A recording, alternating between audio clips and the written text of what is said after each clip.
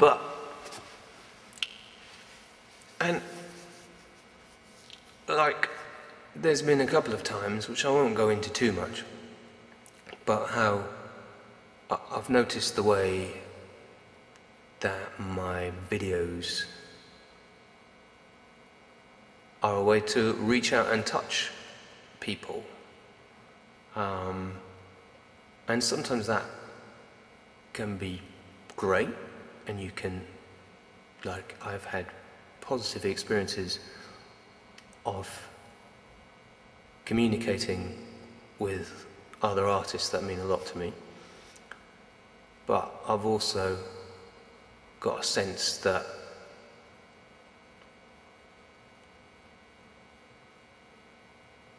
rather like that kind of argument you have down the pub, sometimes you wake up the next day and think you could have handled something better.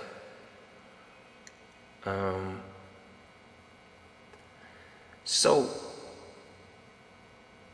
I've started to question the kind of how much of a good idea it is. Like, your reputation in real life is something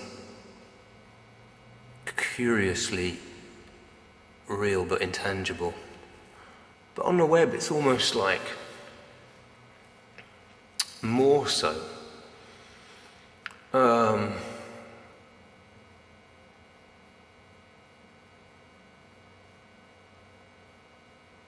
And you have to be careful who you are and what that could mean for you.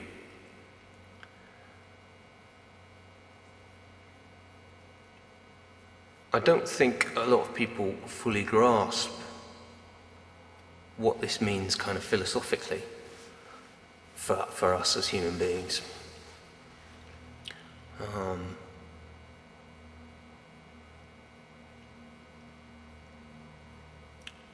You know, I've read some strange stuff about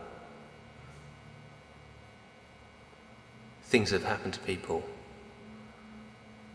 because of their online presence. So part of me just feels like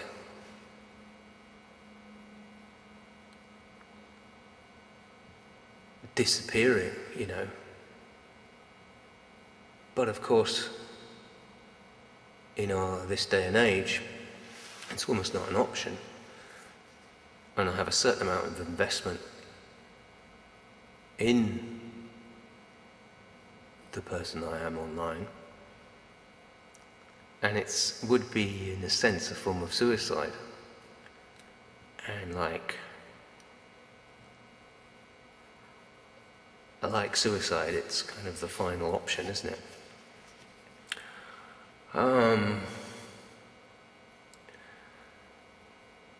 But yeah, to me the key point is shame.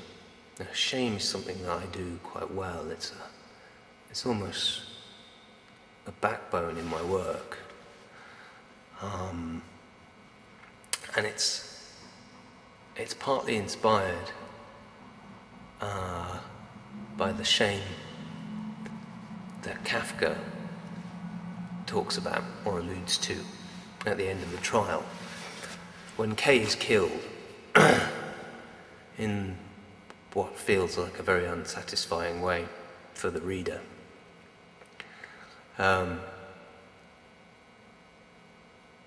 his final thoughts that pass across his consciousness are that it is as if the shame would outlive him and go on forever.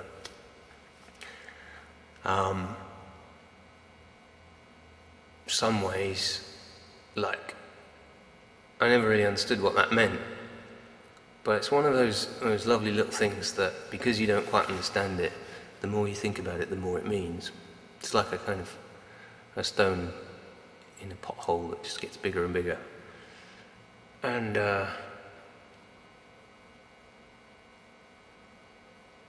sometimes I think that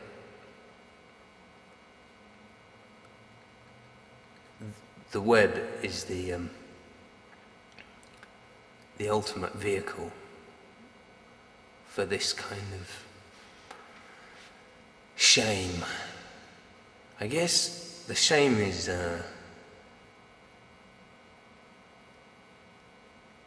it's an unnameable kind of quality to it, because it could be any kind of shame, but in a kind of most all-encompassing kind of definition, I suppose, would be like just that one's life is lived, but not ever lived well, or one lives. Francis Bacon, apparently, was concerned with trying to capture the kind of snail trail of existence, maybe the soul passing through time, and that's what those kind of nausea-inducing pictures are about. Who texteth me again and again as I bobs?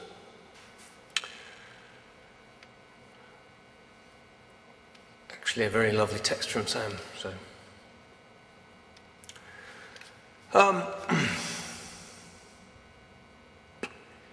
yeah.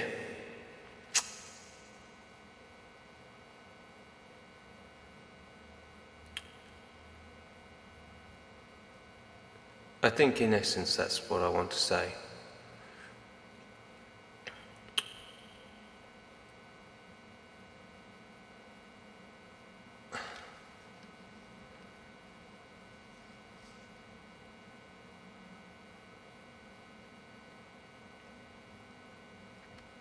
Yeah.